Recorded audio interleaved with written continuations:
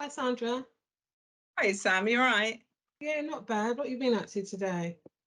Uh, Meetings, back-to-back meetings. I guess we're meeting today to go through Black History Month for the Business Disability Forum. So it's a two-way conversation. How do you feel Yeah, about that? yeah, I'm all right. I just wanted to just talk about your hair today, Sandra. Oh Looking my really God. nice. What have you done? Is that plaits? Yeah, I've had plaits. I'm trying to get used to it. I've been in policing for 5.5 years, and I've always wanted to get something different done with my hair, but I wasn't sure about the culture and how the force would view it. And actually going out into the community, what would they think of me with plaits? So I've put it off. But I always said if I got promotion, then I would do something different to mark the change. And I've just got promotion, so I'm just marking the change. It won't be Oh, forever, but just for this period of time.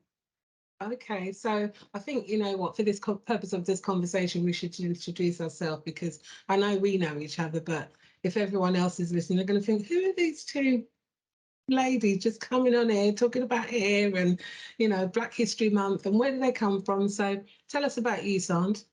Okay, so I'm Sandra Smith. I'm a police constable. I work for Bedfordshire Police and I'm the positive action strategic lead.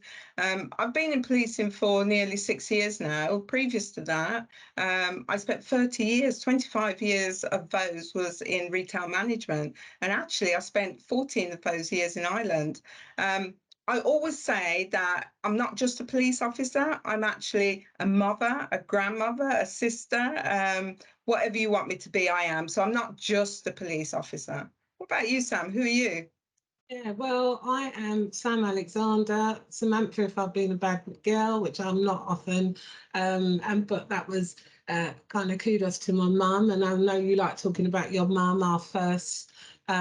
But yes, I've been in policing for over 21, nearly 22 years, October, and as a fingerprint expert, and I'm also the positive action lead in Joint Protected Services. And within JPS, as you know, we have like the forensic team, the murder crime team, major investigation, armed policing, counter-terror, so forth.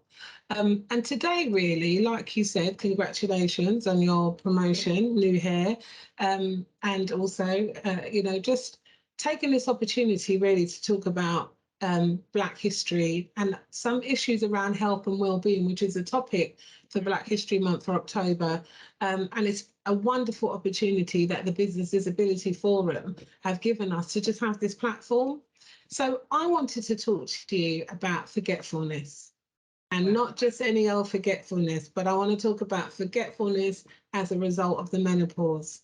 Did you know that Black females go through the menopause almost 10 years earlier than our white counterparts? Be aware of that. Yeah, I had heard that. And do you know what? My journey, because I'm still going through the menopause, may I add. So it was no surprise to me when I heard that. For me, it feels like I've been going through the menopause for many, many years. And we, as a Black female, I don't talk about it because one, I find it quite embarrassing, and two, I hear my white counterparts talking about it, but I don't feel part of that group. I don't feel part of it because I don't understand what they're talking about when they talk about, going to the doctors and getting medication and putting the coil and this and that and everything else. I don't understand that conversation because I know when I was growing up and my mom she used to really bleed quite Mm. heavily. She was quite depressed at times, and she used to talk about it. And we as kids didn't really understand when she talked about that wave of heat. She'd call us all. There was seven of us, and she'd call me all six names, and then get to the seventh one, and it might be right, and she'd put that down to my Mm. memory. I had no clue of what the woman was talking about until a few years back. Um, it's that heat, it's the wave of heat that comes over you like a cloud. It's the forgetfulness. I have a calendar, I have a diary, I have several pads, and I have a wall chart which I use to keep myself totally organized. Now, you know, I might be the first up at work, 7 o'clock clock on. I might still be working at 12 o'clock at night. And that's what I do to make sure that I am the best at what I do.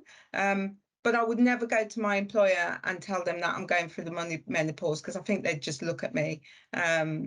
So yeah, I hide it. I have to say I hide it. And this is actually the first time that I'm talking about it in this forum, Sam. So what are your feelings on it? I think about the masking. I mean, I think I'm perimenopausal. So just, you know, it takes me back when you talked about your mum, you know, those thoughts in my head, like, how could she have just forgotten what she needed just 5 minutes ago going out the room, and now sort of living that and experiencing that. And it's real, you know, and knowing that the kind of complexities that come that 10 years before our counterparts are experiencing this. So it could be misconstrued as aggression, laziness, you know, those kind of things that, you know, are associated with the menopause at that right or expected time, and we're going through that menopause 10 years earlier. And I was talking, as you and I met with somebody who's a sickle cell sufferer, but interested in joining the police, and she's already going through early onset of the menopause. So, and that's in her 20s because of another condition which can trigger. And we know that some cancers can do that as well. So if you imagine, you know, being Black and experiencing that, and it's a conversation we really don't talk about. I'm really interested in that. And for me, it's made me look at my culture, my heritage. I didn't see my mum taking lots of tablets or medicines for the menopause. Saw it for blood pressure, saw it for diabetes, never for menopause. So I did a bit of research myself among the older aunties and the elders, and their thing to combat the menopause, which again, as you added, was not spoken about, was food. So yam, dasheen, mashing that, having that with food, soup, fish broth, things that boost the natural immune system to help, and also to help with that brain fog, you know, using the likes of Bayram or Alcalado, those kind of, you know, medicines that are natural, or boiling what we know as corolla. You know, these are things, and we never heard about those things. We didn't hear our mothers complaining. Now the conversation is open up that we can be confident to talk about the menopause. What do you say?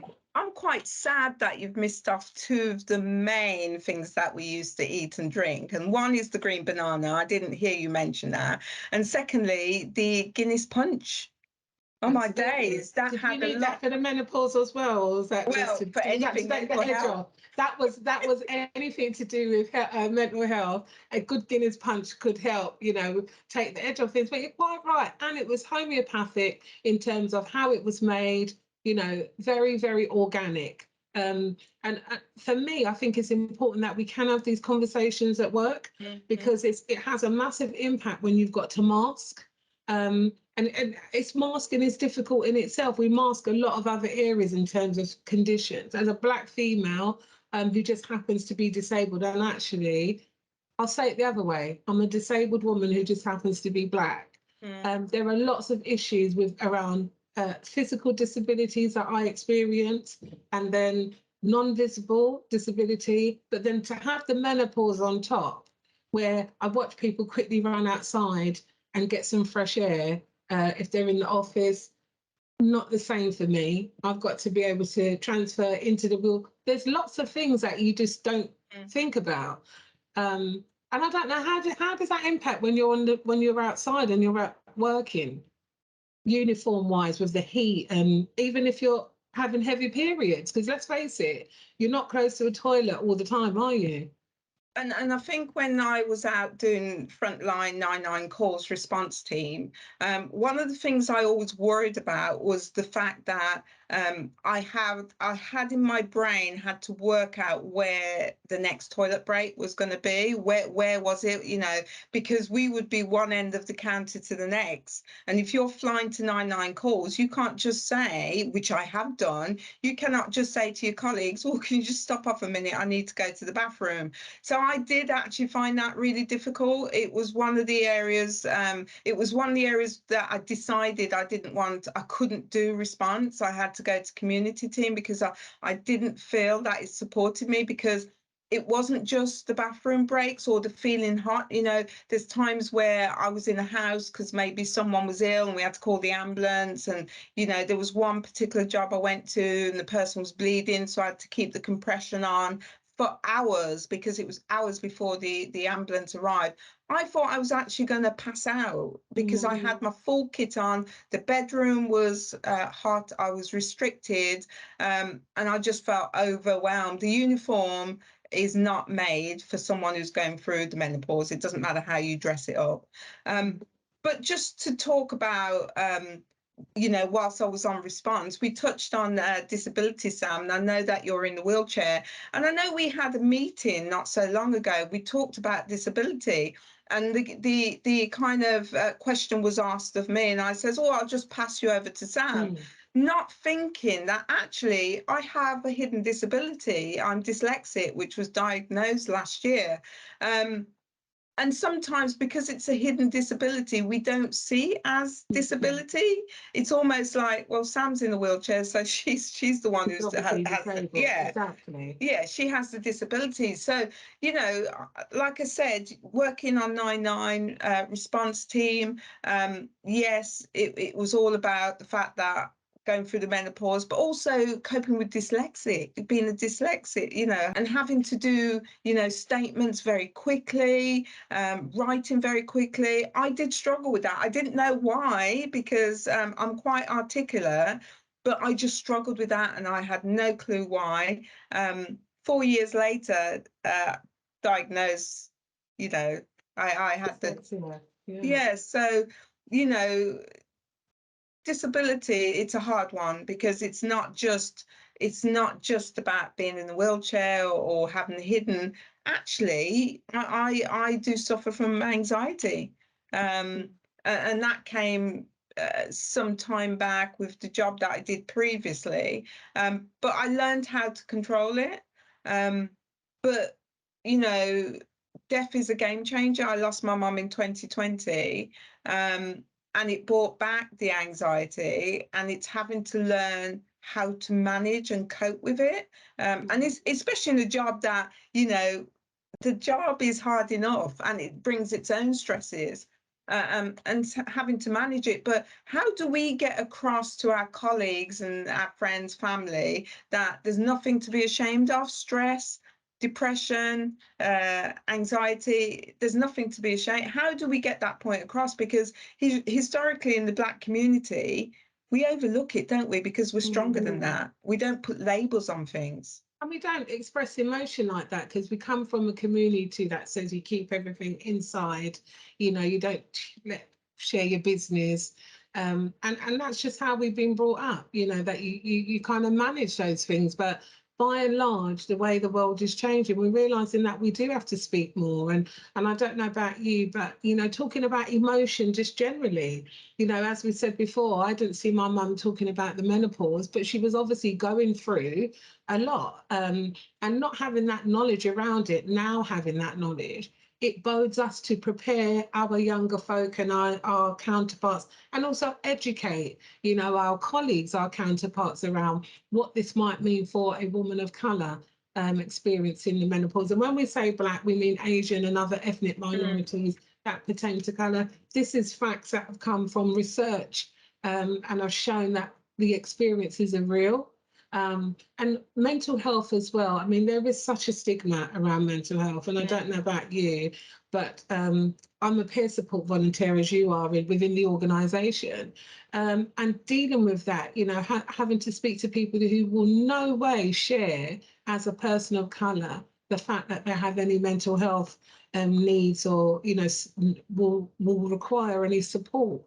And I think that's why we like to shine a light on these conversations, because it's really hard doing this job, as you know. It's a wonderful job, you know, to do. But when you're going through something like bereavement, and we both experienced bereavement in the job, and it can affect you greatly, and to keep pushing and pushing because you don't want anyone to know what you're really going through behind closed doors, that's a game changer. How do you manage, you know, doing that and still maintaining a high standard of your job? What can we say to someone who's right on the edge? Well, Because I've been there. yeah, and I know we set up the movement called WoCiP, which is Women of Colour in Policing. And one of the reasons why I'm the founder and we started that off, Sam, is because I like I said to you, I lost my mum to COVID in 2020. It was unexpected. And in the chair that I was sitting in my working environment, I didn't see anybody that looked like me. I couldn't relate to having that conversation, because sometimes when you lose someone, people only see death. They don't know what to say to you. And actually, at the time where COVID was rife, because she was one of the early ones that passed, no one knew how to cope with it. They were going through their own mental health stresses. So I didn't feel as if I was supporting. I thought, I can't be the only one. And the reason why Women of Colour started was because I reached out and put out a direct call for action. I asked for other women of colour to step forward because I needed someone to talk to. You know, I couldn't speak to my family about the loss because they were all going through the same thing.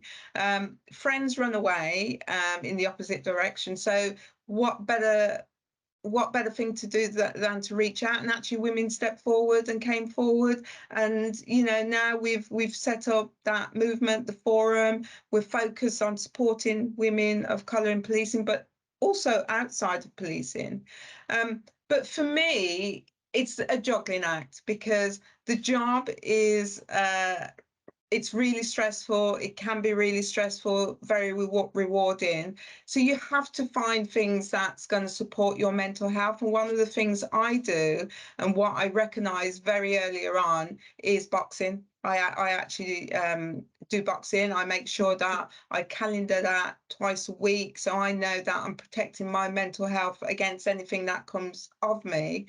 And I think the other thing, Sam, that I have to mention on this platform is that through engaging with you, I found God and actually was baptized a few weeks ago, because I couldn't find any other way of moving forward and securing my mental health. And I found that by speaking to you, and we talked about God quite a lot and how he paves the way. And I don't want this to be a religious conversation, but it's really important to understand how I have decided to protect my mental health and to pave the way forward. And that's what I did. I got baptized a few weeks ago. Surprised that it wasn't planned.